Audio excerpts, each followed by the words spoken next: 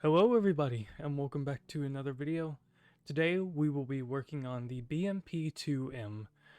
It is quite a fun vehicle to use. It has lots of versatility, very many weapons, a little complicated to build, and to be honest, it is pretty tiresome to build it in survival as there's a lot of moving parts, but it's pretty effective.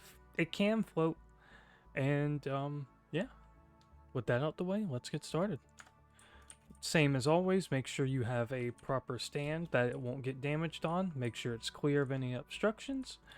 And make sure the stand connects to something that it will not damage.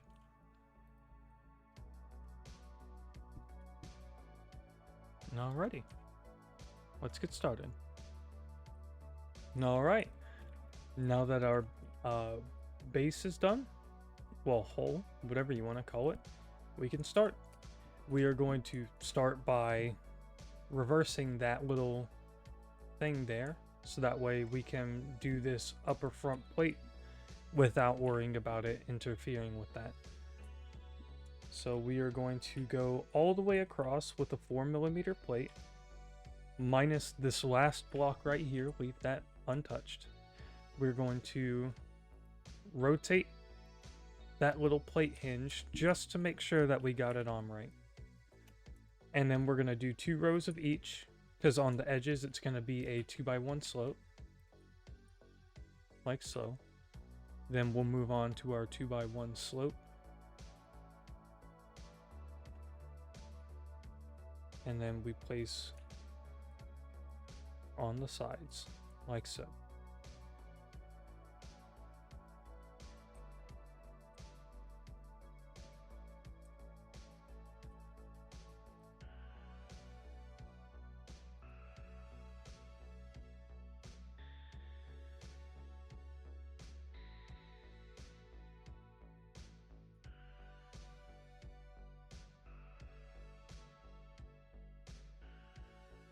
And try not to accidentally delete blocks like me.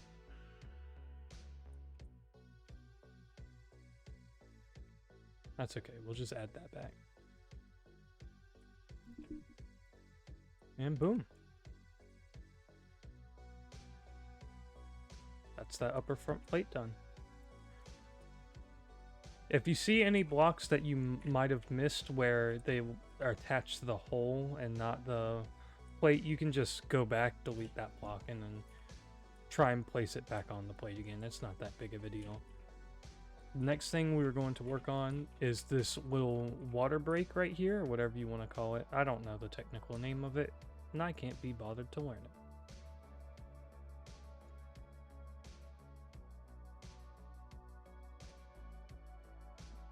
So we're going to go all across, except we're going to stop right here where the kind of track cover begins. I have skirt. That's the word I'm looking for.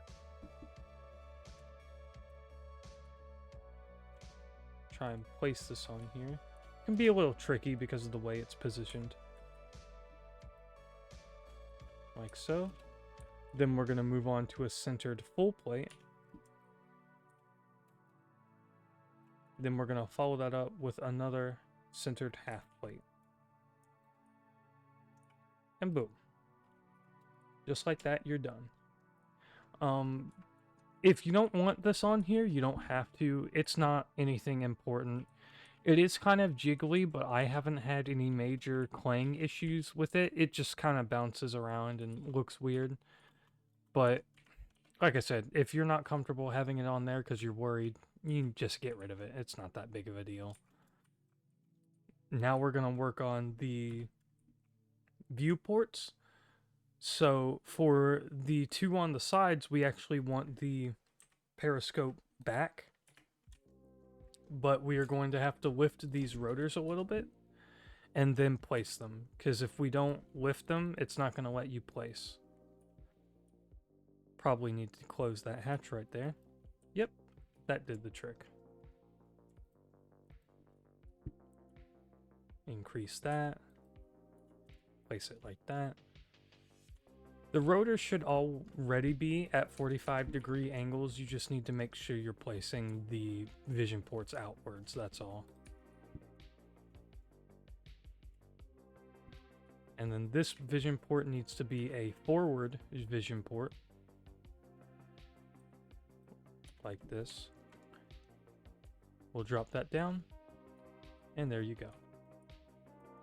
We'll move on to the back ones, which all of these back ones are forward vision ports. Although the very back ones, you're gonna have to increase by a little bit, it seems.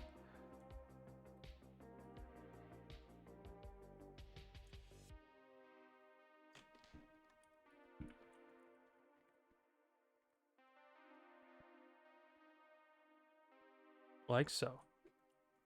Then we're gonna move on back towards the doors. The doors are pretty easy. We're gonna reverse this. So this first block here is gonna be a half block, followed by 2 more half blocks. They're gonna put the 2x1 tips underneath, little lag spike there. And then we're gonna put the 2x1 tip on the top. Here we're gonna do the half slope corner, followed by the 2x1 tips here. And then we're gonna do the heavy armor tips, well, corner tips over here. And then we're gonna go back to the heavy armor slope tips for that side right there, right above the hinge. And then we are going to realize that we placed it on the completely wrong part of the vehicle, and then we are going to cut to when we have both doors built. Okay. Now that we have totally done the doors right the first time and did not place it on the body and not on the hinge, we are going to add buttons to these doors. So first thing, we're going to take out this block right here specifically, and we are going to add the AWG half block button on each side. We're going to close these back up so they're in time with the other doors. We're going to press K while hovering over the button. Type in TB for timer block, and then for the left door, use TB door left, trigger now. And for the right door, same as the other one, except this time, TB door right, trigger now. And when you press it, what should happen is both doors open simultaneously, allowing you to get inside. Now that we have all that done, we can start on the turret.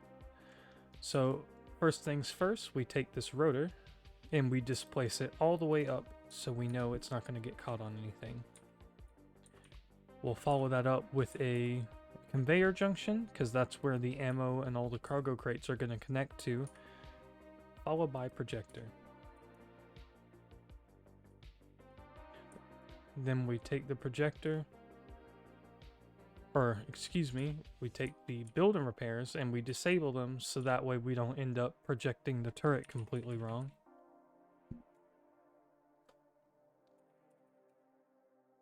Then we take our projector, look through the blueprints, go to our BMP 2M turret, which you can get through either the description down below or you can make your own blueprint. Either way works. You can see we're actually off a little bit, both vertically and horizontally, so we are going to move it over to the right and then move it down. Okay, now that our turret's done, we can start working on the weapons. First things first, we're going to do the main weapon, which is our 30mm Shipanov 2A4 autocannon. We're going to set it with the ejector to the right side, with you facing the turret. It doesn't really matter, but I believe that's the way it ejects in reality. we are going to check with the hinge to make sure that it is on there, so that way we don't build the entire thing and then have it turn out to not be on there. Then we are going to take the heavy armor 2x1 slope and place it on either side. Make sure you're staring at the gun while you're doing this, so that way you know for a fact that it's up there.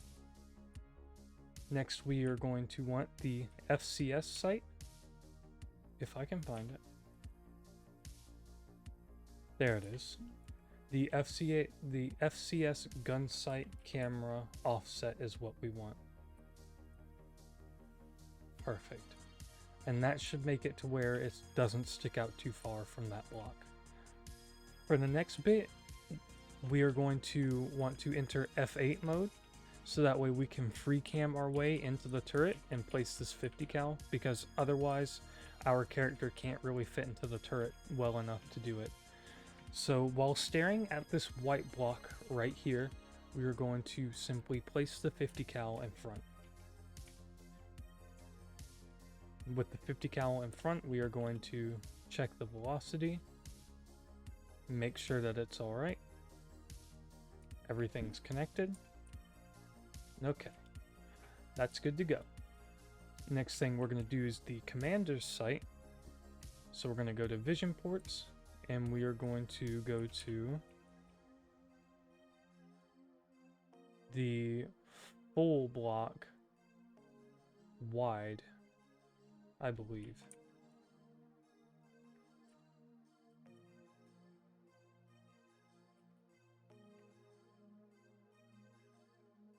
Yeah, the viewport camera clear is what you want.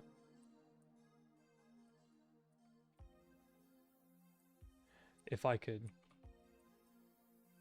fit it right. There we go. Once you have that fitted, we are going to take our flare, and we're going to make sure that the small side is on the right, or excuse me, left side. And we are going to make sure that the long side is on the right. If the long side is on the left and not the right, then that means it's upside down, and obviously that's no good. So short side on the left, long side on the right. And then we are just going to place it inside that commander's block, or vision block, like so. Then on top, we simply place the rangefinder. Boom. That's done. For this back here, we are going to place the Mark 19 automatic grenade launcher. When you place it here, make sure that the ammo box is facing into that rotor right there, otherwise it won't feed properly. And then after you place that there, you want the gun sight offset up, like so. You might need to raise up the gun a little bit so that way it's not interfered by the little stand it's on. If I could get to the thing, there we go. Gonna increase the elevation. Boom. Now we should be able to freely place that up there. Make sure the yellow triangle is facing up, and that lets you know that the sight is properly placed upwards. Although you really shouldn't need to use that sight specifically, as the commander's sight you can still aim fairly accurate. But more sights doesn't hurt, I suppose. Once that's done, we will move on to the coordinates. We are going to, of course, extend the rotor all the way out, just to make sure we have all the space we need. We're going to start with two heavy half armor blocks, or heavy armor half blocks. And say that right the first time. Then we're going to extend it with two 4mm plates. In reality, you can use whatever you want, but I just prefer 4mm to drop some weight. We're going to take a half block here, or well, half plate rather. And then we are going to place the coordinates on the plates with the caution tape facing forwards, and that lets you know that the firing direction is that way and not that way. With the coordinates placed, we are going to move on to the siding, which you're going to want the 4mm curved plate sides. You're going to extend it until it goes past each side of the cornet.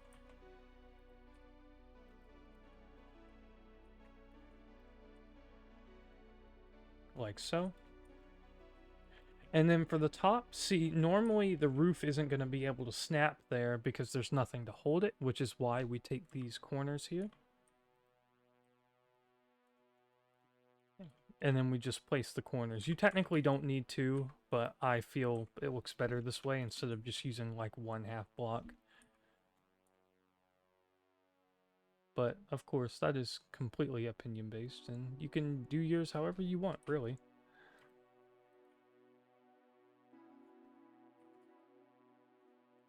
You can see I placed that wrong. I placed that on the cornets instead of on that there. And we're just gonna fill in this area right here. And there we go. We don't mess with the bottom, only the top gets covered. And then we just do the same thing for the other side. It's pretty easy.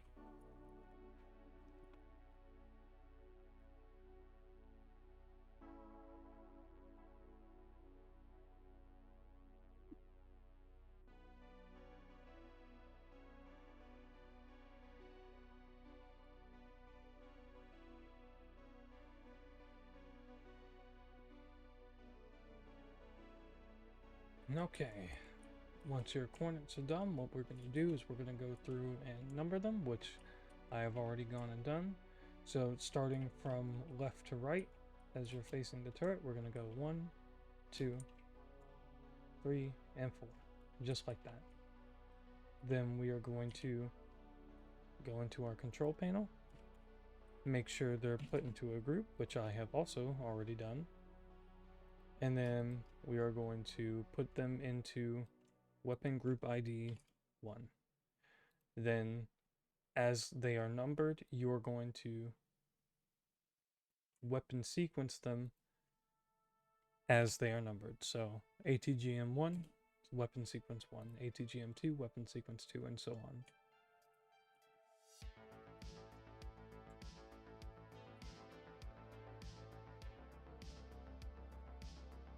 And just so that way they don't all fire at once when you pull the trigger, we are going to set the shot delay to say about 60. That should be good. To make sure that the camera, to make sure that they are guided properly, we are going to set them to manual guidance. So control mode, manual. We are going to set them to mouse control for shoot mode.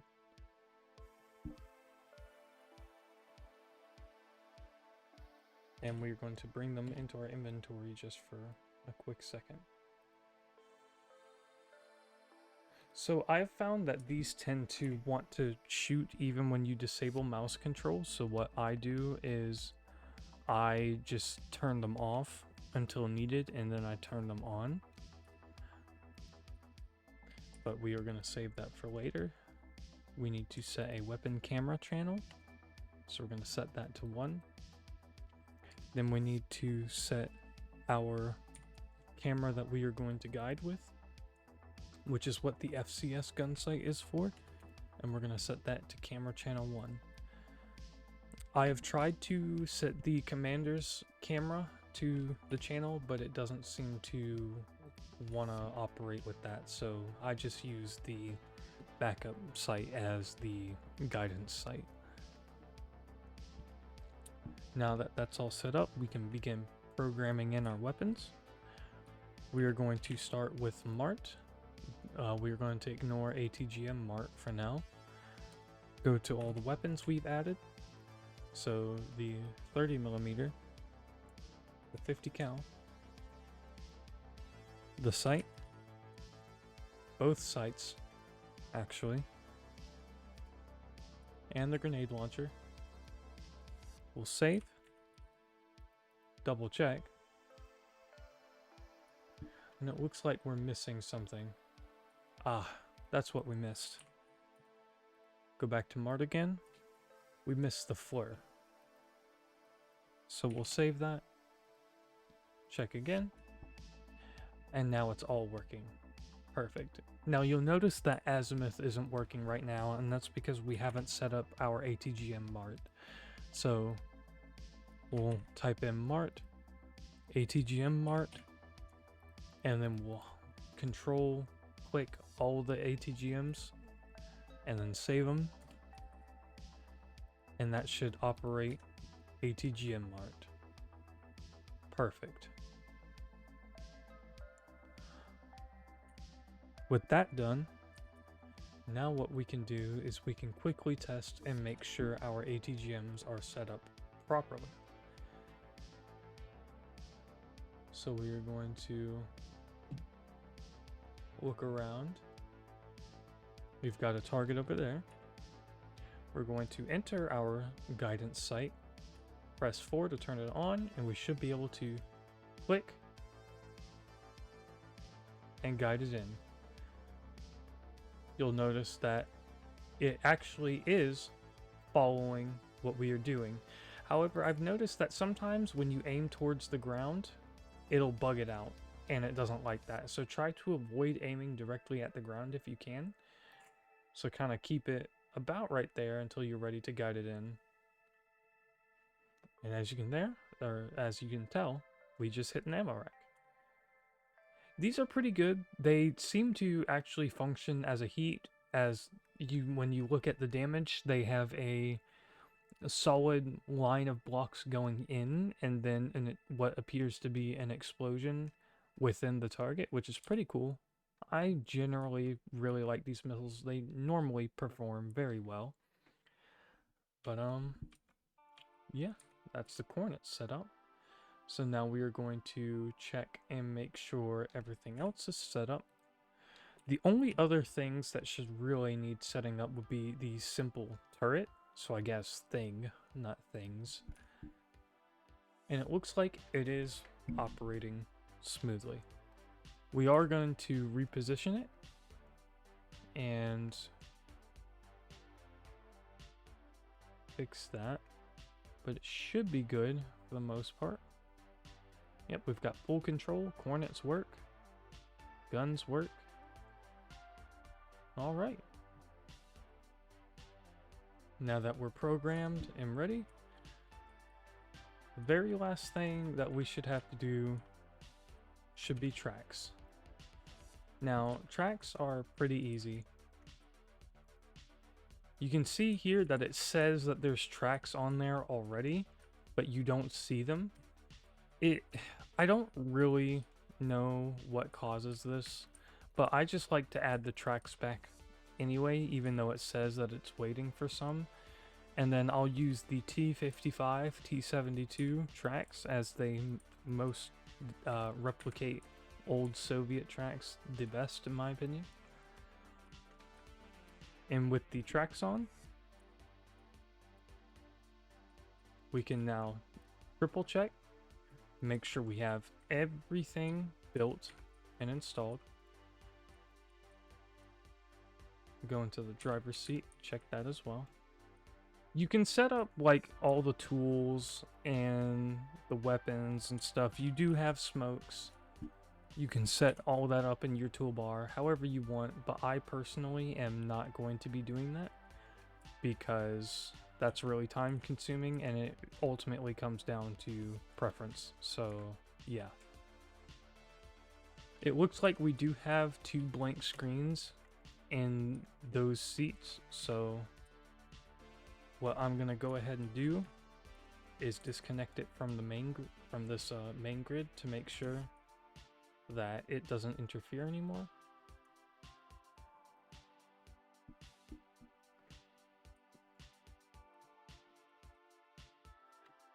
And then we are going to go down here. Yep, as you can see, now that we have disconnected it from that main grid, everything is working fine.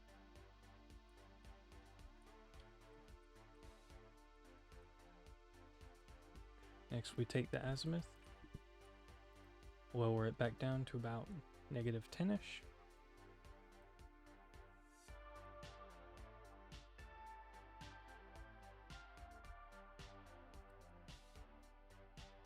There we go.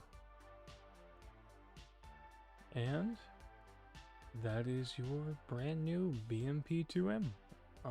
If I have seemed to miss anything, please let me know, and I will do my best to edit and correct it later on. But I mean, if you liked and enjoyed this video and it helped you get this done quickly and without too many problems, I'd appreciate, like and subscribe. And hopefully you enjoy future content, as I will be doing videos like this for every single vehicle that I release and post to the Steam Workshop. And hopefully soon I will be doing reviews for these vehicles as well. So with that out of the way, thank you for watching. See you next time.